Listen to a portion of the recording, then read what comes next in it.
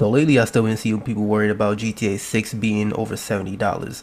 You know, the game being $150 or being charged per hour when playing the game. And guys, if you're worried about that, let me just put your worries to rest.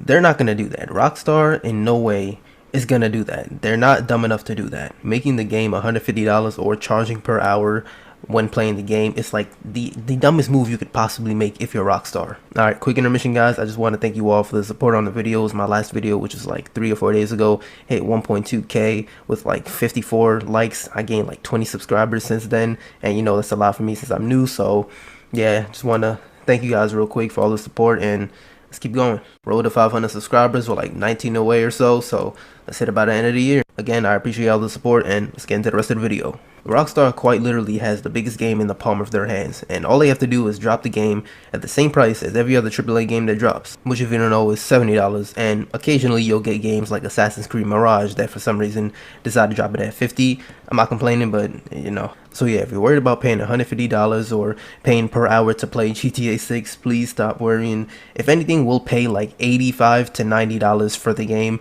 and even for me, 90 is too much. I don't think they'll do that. Unless the price standard for AAA games goes up by then, which it probably shouldn't, then the game should be 70 with the deluxe edition or whatever they're gonna call it being around 90, and the collectors being from like 200 to 250.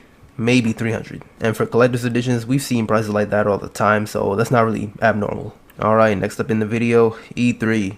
Officially, E3 is now dead in 2023. Sad time for us gamers indeed. Like this E3, I never been to one before, but just, you know, seeing all the people, the YouTubers post videos about it, vlogs, all that, it was just, that's really like a core memory. I feel like for everybody, not just me.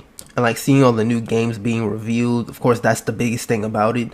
And just, I feel like for gamers, man, it was really something, you know. Some people might say that it's been dead for the past few years because all the major people have pulled out, like Sony, Microsoft, Nintendo, and they've been doing their own thing since then. But now seeing it officially, like in words and everything, it's pretty sad to see, man. And not only the games being revealed and shown, but just the fact that like all video game companies kind of came together and just showed everything at once. I know they're still in competition, you know, with everybody, but it was just like, I don't know.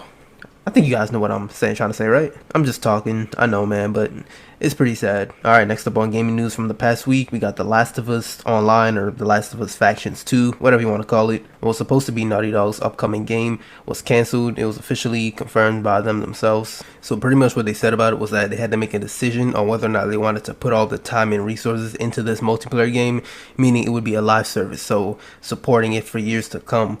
Do that or focus on what they do best, which is make great story-based games. And to kind of a surprise, they decided to stick to what they do best and make story-based games, which a lot of developers now just, they seem to want to be doing these live service types. But surprised or not, I'm glad they made this decision because this is Naughty Dog we're talking about, you know, Uncharted, The Last of Us, and so many other great games.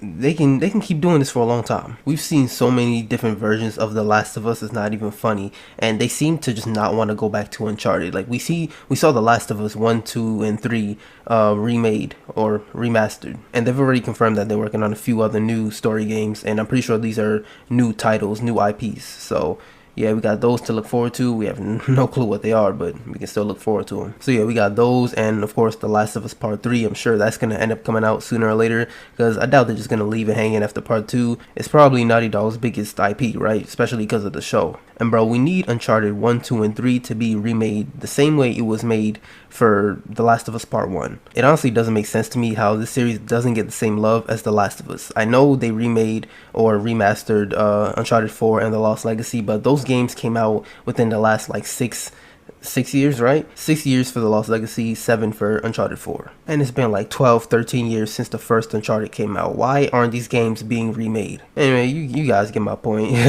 But yeah, that's it for me. I just want to talk about a few things that happened over the past week or so. Let me know your thoughts about the GTA 6 pricing, E3 being cancelled, The Last of Us Online being cancelled. And as always, if you guys like the video, like it up, subscribe.